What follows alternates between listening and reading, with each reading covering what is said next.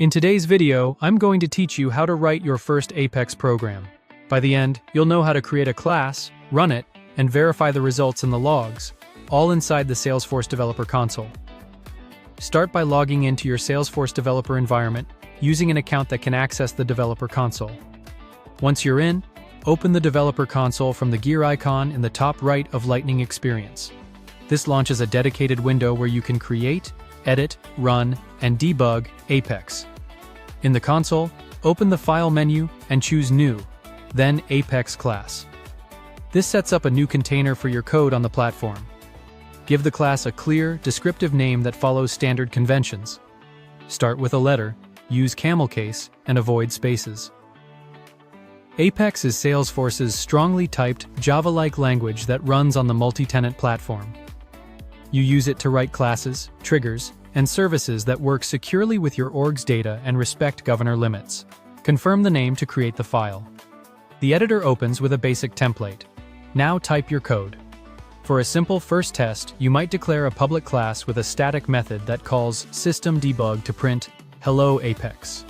The editor helps you with syntax highlighting, code completion, and line numbers, which makes spotting typos easier. If something doesn't compile, you'll see errors in line. Fix those right away.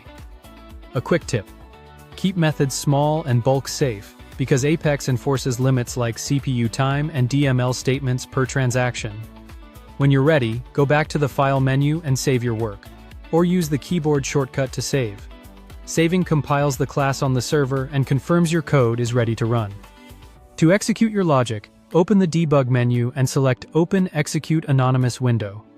This tool lets you run Apex snippets on demand without building a UI or a trigger. In the window, enter the line that invokes your method. For example, your class name.your method name.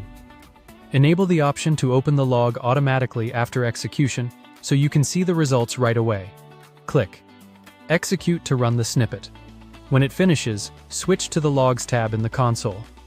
You'll see a new entry for your run. Open it to inspect the details.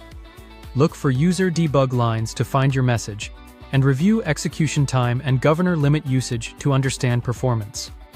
If the log looks busy, toggle the debug only view to filter out noise and focus on your output. That's the full workflow. Create a class, write your code, save, execute anonymously, and read the logs to validate behavior. If this helped you get started, subscribe for more.